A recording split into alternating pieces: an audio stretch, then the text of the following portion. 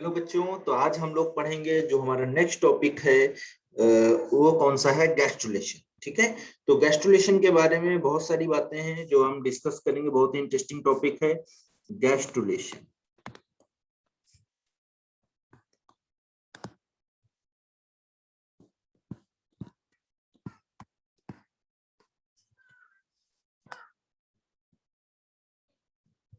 तो गैस्ट्रुलेशन क्या है देखते हैं यहाँ पर।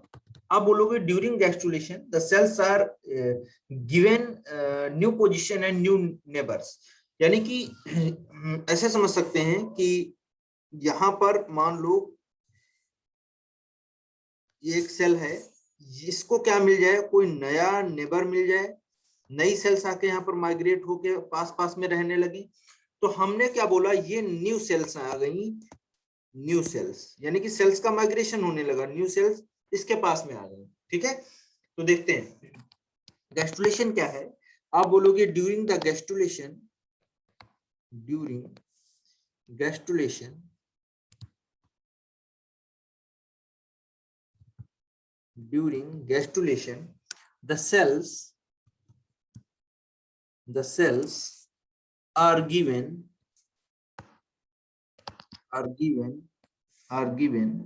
new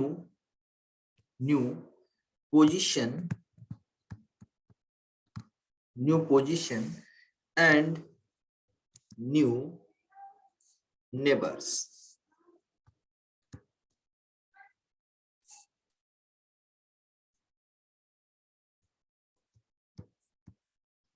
ठीक है, तो गैस्ट्रुलेशन का मतलब क्या है, नई सेल्स पोजीशन चेंज हो जाए और नए नए नेबर्स उनको मिले। ठीक है, एक्चुअल में इसमें हम बोलते हैं कि ये मार्फोजेनेटिक मूवमेंट्स हैं। कैसे? मार्फोजेनेटिक कैसे मूवमेंट है? मार्फोजेनेटिक मूवमेंट्स है। ठीक है, एंड लीड्स टू, अब बोलोगे इट लीड्स टू मार्फोजेनेसिस। ठीक है, तो मार्फोजेनेटिक मूवमेंट का मतलब क्या है? मार्फो मतलब होता है फॉर्मेशन, जेनेटिक मतलब जो डीएनए से रिलेटेड है। यानी कि जो ये सेल्स माइग्रेट हो रही हैं, एक जगह से दूसरी जगह पे जा रही हैं, इनका एक स्पेसिफिक रोल है। ठीक है, अगर ये इंड्यूस नहीं होंगी तो बहुत सारे ऑर्गन भी नहीं बन पाएंगे, क्योंकि मान लो ये सेल्स क्या करती है, ये सेल्स जो होती है इस सेल को इंड्यूस कराएगी, तो अगर पास में नहीं आएगी तो केमिकल्स जो निकालेगी वो इंड्यूस नहीं कर पाएंगे, तो पर्टिकुलर जो ये ऑर्गन बना रहा होगा ये सेल, वो नहीं बनेगा। ठीक है, तो देखते हैं हम लोग इसके बाद में जो प्रोडक्ट ऑफ गैस्ट्रुलेशन होता है वो क्या होता है, formation of different different types of structure. ठीक है, तो जो ये टाइप ऑफ मूवमेंट्स है गैस्ट्रुलेशन में वो कौन कौन से हैं? हालांकि आप लोगों के सिलेबस में सब है नहीं, लेकिन क्वेश्चंस मिलेंगे आपको। तो टाइप ऑफ मूवमेंट हम लोग थोड़ा बहुत देख लेते हैं, बहुत इजी है, कोई बहुत टफ नहीं है, आराम से सीख जाओगे आप लोग और आगे काम आएगा। तो पहला जो है टाइप ऑफ मूवमेंट, जो सेल्स का मूवमेंट है, वो क्या है? इनवेजिनेशन। समझते हैं एक एक करके।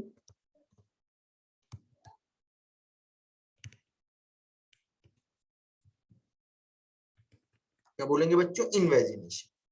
इनवेजिनेशन का मतलब क्या है समझिए पहले। आप बोलोगे इनफोल्डिंग ऑफ सेल, सीट। जो सेल्स की सीट है जो एम्ब्रियो में, उसकी इनफोल्डिंग क्या कहलाएगी? इनवेजिनेशन। ठीक है, अब इसके एग्जाम्पल आपको याद नहीं रखने हैं, लेकिन मैं लिखे दे रहा हूं आपको, क्योंकि पुराने टाइम पे सारी क्वेश्चंस पूछे जाते थे लेकिन अब नहीं आते, तो इसको कोई मतलब नहीं है आपको याद रखने का। सी अर्चिन, इन क्वेश्चंस करोगे तो आप मिलेंगे। दूसरा एंडोडर्म, है ना, सी अर्चिन की एंडोडर्म में, एक मिनट, तो सी अर्चिन की जो एंडोडर्म होगी वहां पर आपको क्या देखने को मिलेगा? इनवेजिनेशन। और दूसरा एक बहुत एग्जाम्पल इंपॉर्टेंट है, वो याद रखना आपको, इनवेजिनेशन इन फ्रॉग। और फ्रॉग में जब इन्वेजिनेशन होता है बच्चों तो क्या बनता है? आर्के एंटेरॉन। ये याद रखना आपको, आर्के एंटेरॉन बनता है। ठीक है, मैं समझाया दे रहा हूं आपको किस तरीके से इन्वेजिनेशन होता है। देखिए ये एम्ब्रियो था पूरा, यहाँ पर ये सेल्स थी। अब इन्वेजिनेशन में होगा, पहले तो ये गोला था पूरा, अब ये क्या होगा, अंदर की तरफ प्रेशर लगेगा और अंदर की तरफ जो है इन्वेजिनेट हो जाएगा इस तरीके से, ये सेल्स अंदर की तरफ चले जाएंगे। वही तो मैंने बोला कि infolding of cell sheet into embryo, तो एम्ब्रियो में जो ये सेल्स थी बाहर की तरफ वो अंदर चली गई, तो इसको हम क्या बोलेंगे, इन्वेजिनेशन। ठीक है, क्या बोलेंगे, इन्वेजिनेशन। समझ में आ गया होगा आई होप। चलिए आगे बढ़ते हैं। दूसरा बच्चों हम देखेंगे, इन्वेजिनेशन के बाद में जो दूसरा मूवमेंट है वो क्या है, इनवोल्यूशन। दूसरा मूवमेंट देखते हैं।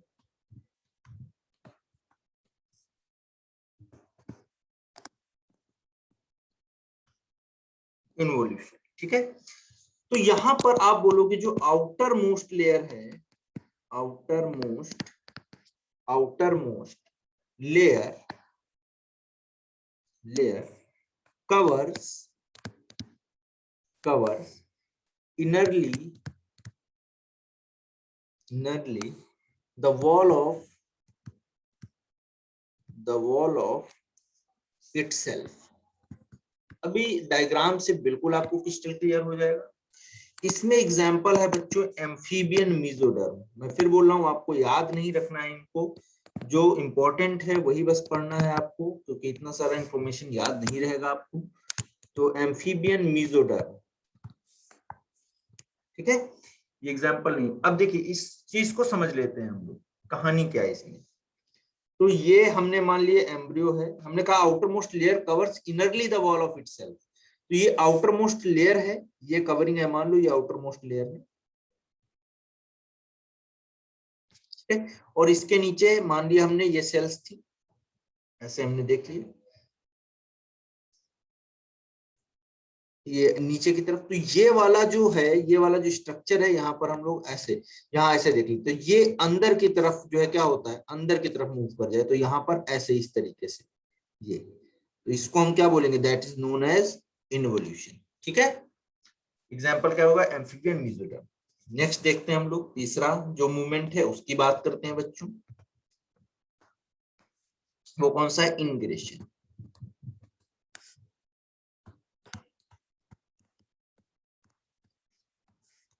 इंग्रेशन में देखो अब क्या होगा, हमने मान लिया ये पूरा एम्ब्रियो है, ठीक है, ये सेल्स है यहाँ पर इस तरीके से, ठीक है।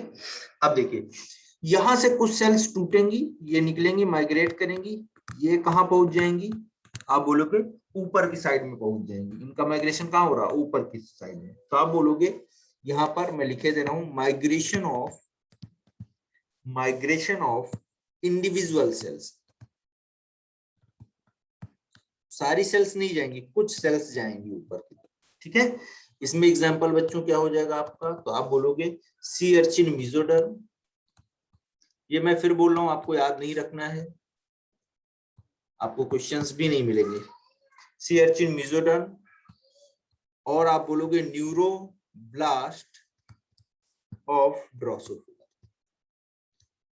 लेकिन हमें ये पढ़ना इसलिए क्योंकि हमें मूवमेंट पता होने चाहिए, आखिर किस तरीके से मूवमेंट होके कौन सी लेयर कैसे बनती है, ठीक है। नेक्स्ट देखिए आप, इसके बाद में हमारा जो आएगा वो कौन सा आएगा, आप बोलोगे डीलेमिनेशन।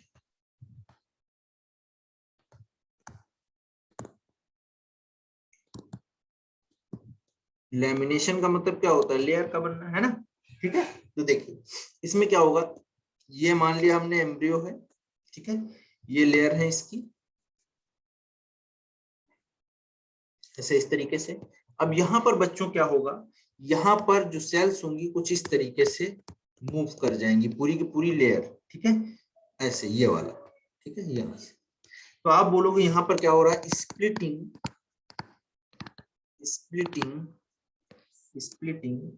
और माइग्रेशन ऑफ वन शीट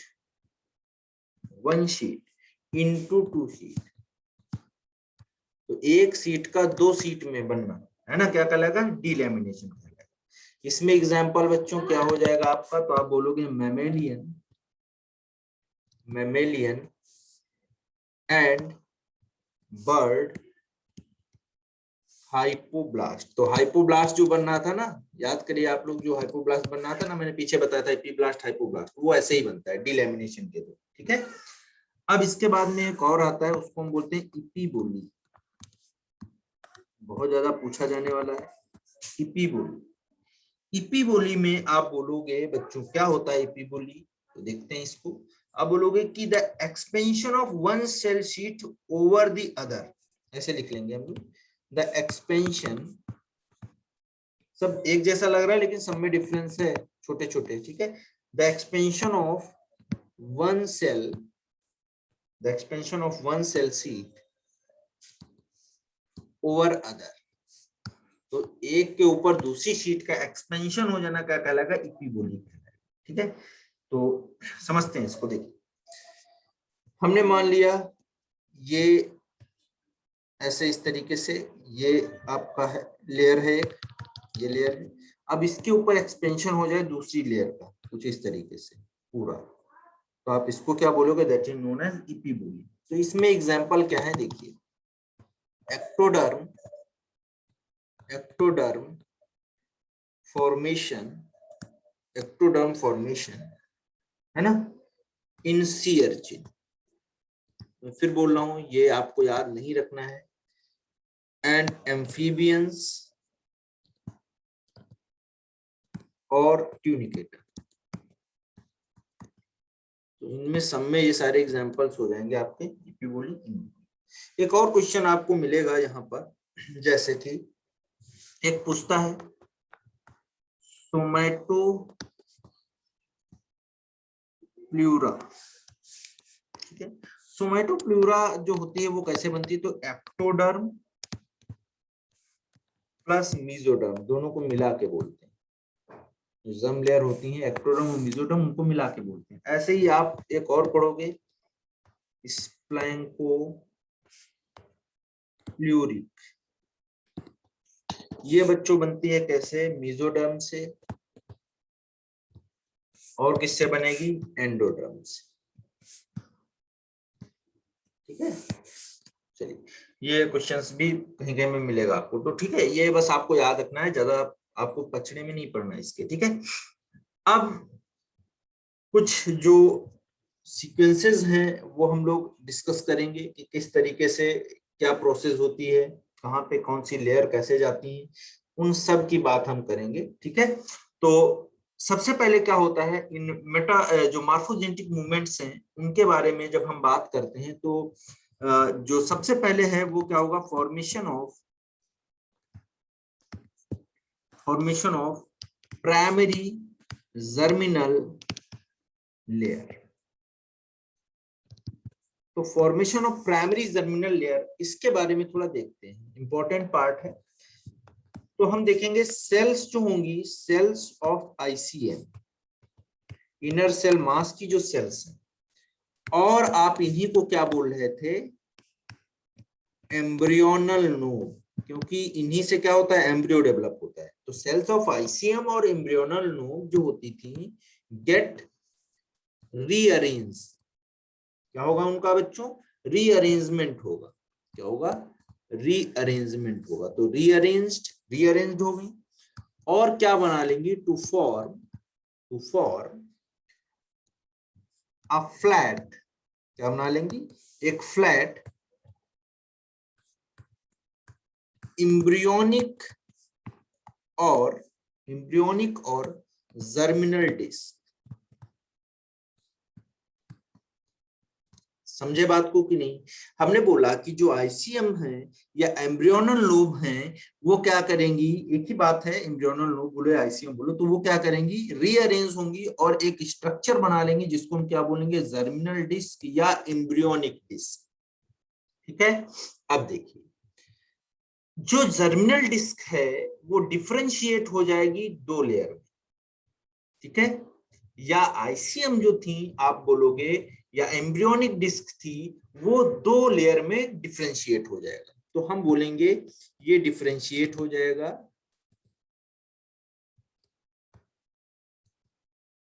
ठीक है, डिफरेंशिएट हो जाएगा इसमें दो लेयर में।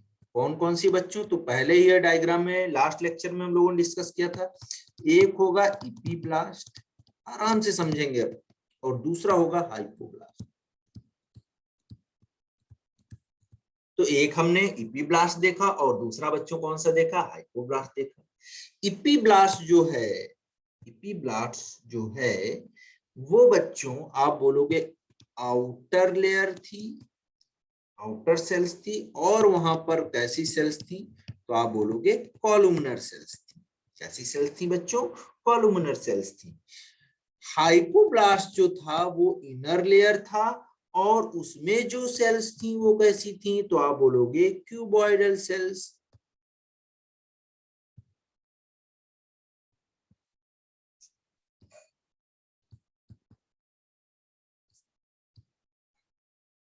कौन सी सेल्स थी? Cuboidal cells. क्लियर है? तो ये एक पॉइंट क्लियर हो गया हमारा। अगर आपको याद हो तो ठीक है, नहीं तो मैं देखो ऐसे बनाया था मैंने, ये ट्रोफोब्लास्ट सेल्स थी आपकी, और इधर बच्चों यहाँ पर हमने बनाया था ऐसे, ये आपका इपीब्लास्ट था, और इधर मैंने बनाया था ये हाइपोब्लास्ट। ठीक है, इस तरीके का। चलिए, अब गैस्ट्रुलेशन जो है वो एक बहुत ही इंपॉर्टेंट रोल प्ले करता है। तो आप बोलोगे गैस्ट्रुलेशन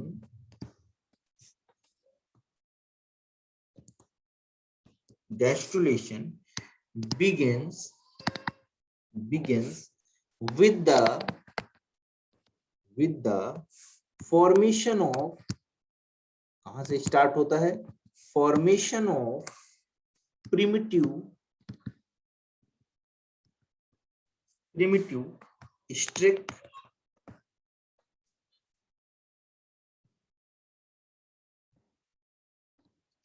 primitive stick से बनेगा on the surface of the, किसकी सरफेस होगी? इपीब्लास्ट की सरफेस होगी, इपीब्लास्ट की। ठीक है, दूसरा पॉइंट समझिए। फर्स्टली इपीब्लास्ट सेल्स, सब समझ में आ जाएगा, बिल्कुल easy. Firstly epiblast cells moves inward, तो अंदर की तरफ मूव करेंगी और डिस्प्लेस हो जाएंगी। इसको डिस्प्लेस करेंगी, डिस्प्लेस द हाइपोब्लास्ट, तो अंदर की तरफ मूव करेंगे और हाइपोब्लास्ट को डिस्प्लेस कर देंगी, और क्या बनाएंगी? टू क्रिएट, क्या बनाएंगी? To create the definitive endoderm. सबसे पहले क्या बन गया? एंडोडर्म बन गया कि नहीं बन गया? बन गया एंडोडर्म। क्लियर है? चलिए, अब हम इसको थोड़ा और अच्छे समझते हैं, किससे? डायग्रामेटिकल रिप्रेजेंटेशन से समझ लेते हैं। ठीक है, तो नेक्स्ट पेज पे चलते हैं। देखिए, कुछ इस तरीके का स्ट्रक्चर बनेगा। ठीक है, यहाँ पर ये सेल्स हमारी हो गई ट्रोफोब्लास्ट सेल्स। उसके बाद बच्चों हमने क्या बोला? यहाँ पर ये आपकी जो सेल्स बनेगी, ये यहाँ पर एम्ब्रियोनल लोब हो गया, क्योंकि यहाँ पे आईसीएम था। इसको हमने क्या बोल दिया? Embryonal lobe. ठीक है, तो ये एम्ब्रियोनल लोब हो गया। ये आपका क्या है? तो आप बोलोगे ब्लास्टोसील, जिसमें क्या भरा हुआ है? फ्लूइड भरा हुआ है। और ब्लास्टोसील किसकी कैविटी है? ब्लास्टोसिस्ट। ठीक है, और ये बच्चों क्या थी? Trophoblast sales. टीबीसी मतलब ट्रोफोब्लास्ट सेल्स। ठीक है, अब ये जो स्ट्रक्चर यहाँ पर बन रहा है बच्चों, ये वाला देखिए, तो इसको हम बोलेंगे it is the beginning of endoderm. और बिगिनिंग ऑफ एंडोडर्म कैसे हुआ वो आपको पता है, कैसे हमने किया है वो सब अभी पीछे मैंने बताया कि किस तरीके से जो एपिब्लास्ट सेल थी वो इनवर्ड हुई, और उसके बाद में क्या हुआ? वहां पर फॉर्मेशन हो गया, एंडोडर्म का बिगिनिंग स्टार्ट हो गया। ठीक है, अब दूसरे डायग्राम में समझते हैं इसको। आगे देखिए क्या हुआ, वैसे ही स्ट्रक्चर हमने बना लिया। ठीक है, कुछ यहाँ पर इस तरीके की सेल्स देखने को मिलेंगी बच्चों।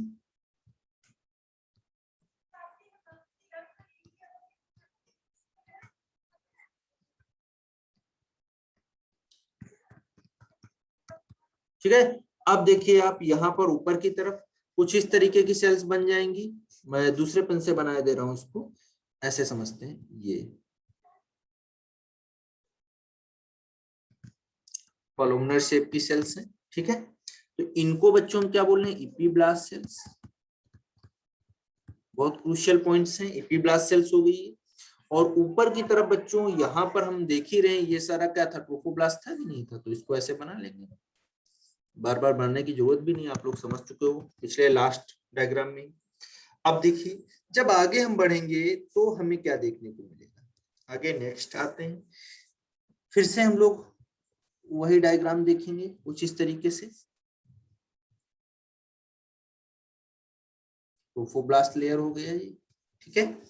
अब देखिए बच्चों, यहां पर कुछ सेल्स जो होंगी जो एपीब्लास्ट सेल्स थी, है ना। तो यहां पर ये जो स्ट्रक्चर बन रहा था ऐसे करके आपका, तो कुछ सेल्स तो माइग्रेट करके ऊपर चली जाएंगी, कुछ सेल्स ऊपर चली जाएंगी। तो जो ऊपर सेल्स चली जाएंगी तो यहाँ पर एक और लेयर बन जाएगा ऐसे, ठीक है। और यहाँ पर ये जो है आपका, ये जो कैविटी बना, ये कौन सा है? Amniotic cavity. क्या बन गया? एमनियोटिक कैविटी बन गया, ठीक है। किस वजह से बना? क्योंकि जो कुछ सेल्स थी एमनियोन सेल्स, वो ऊपर चली गई, ठीक है। तो देखेंगे इसके बाद में,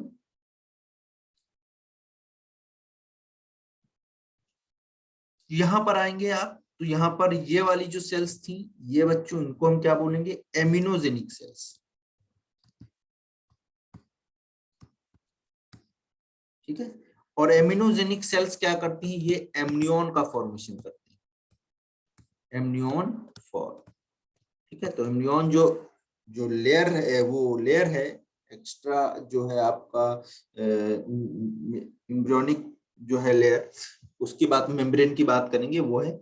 अब देखिए यहाँ पर नीचे इसके क्या थी सेल्स? तो वो सेल्स बच्चों कौन थी? हाइपोब्लास्ट थी कि नहीं थी? तो ये हाइपोब्लास्ट सेल्स होगी, वो आप लिख दोगे हाइपोब्लास्ट, ये हाइपोब्लास्ट सेल्स होगी, ठीक है। और ये ब्लास्टोसिस्ट, ठीक है। और ये एमनियोटिक है। तो इस तरीके का स्ट्रक्चर बन गया। अब इपीब्लास्ट जो थे वो टोटली सेपरेट हो गए थे, अलग हो गए, ठीक है। अब आगे बढ़ते हैं। अगले डायग्राम में हमें फिर से क्या देखने को मिलेगा? तो कुछ इस तरीके का स्ट्रक्चर बना लेते हैं भाई। यहाँ पर वही हाल था,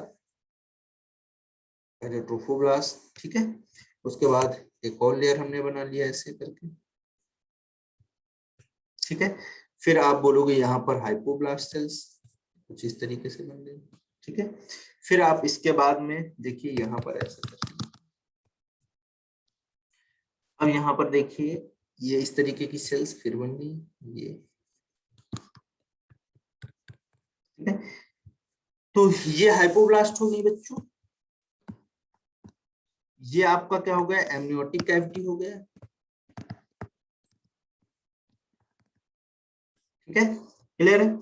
अब देखिए जो ये हाइपोब्लास्ट है, ठीक है, तो एक्स्ट्रा एम्ब्रियोनिक एंडोडर्म जो होगा वो डिराइव्ड होगा कहां से? हाइपोब्लास्ट से। और इसको अब हम क्या बोल देंगे? ये हो जाएगा आपका प्राइमरी यॉर्क सेल, ठीक है।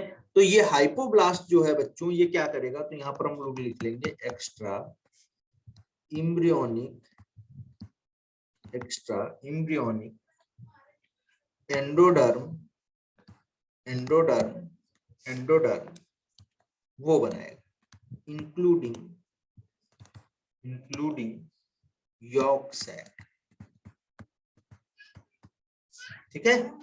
तो ये सारी चीजें हमें देखने को मिलेंगी। एक दो पॉइंट और हम लोग यहाँ पर ऐड करेंगे, वो कौन से हैं देखिए।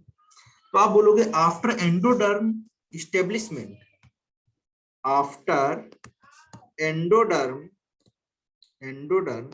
स्टेब्लिशमेंट, यानी कि एंडोडर्म के बनने के बाद में स्टेब्लिशमेंट हो गया उसका, अब वहां पर क्या होगा?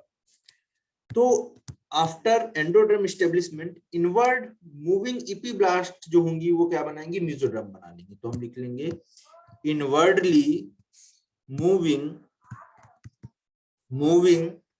इपीब्लास्ट फॉर्म मीजोडर्म, तो वो क्या बना लेंगे बच्चों, मीजोडर्म बना लेंगे। तो एंडोडर्म पहले बन गया था, अब क्या बन गया हमारे पास, मीजोडर्म बन गया, दो लेयर बन गई, ठीक है। तो सबसे पहले एंडोडर्म बना, फिर मीजोडर्म बना, फिर देखिए आप सेल्स रिमेनिंग इन इपीब्लास्ट। अब जो इपीब्लास्ट में सेल्स बची हुई थी ये क्या करेंगी, देन फॉर्म क्या बना लेंगी, एक्टोडर्म।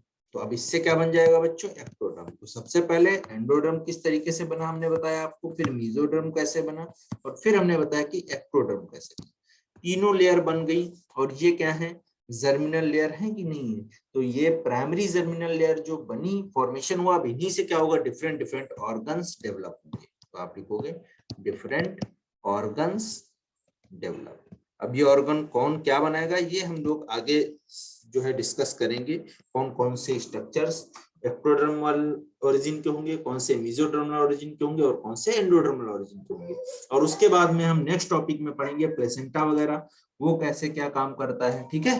तो आज के लिए यहीं तक रखते हैं, मिलते हैं बच्चों नेक्स्ट क्लास में। Thank you so much.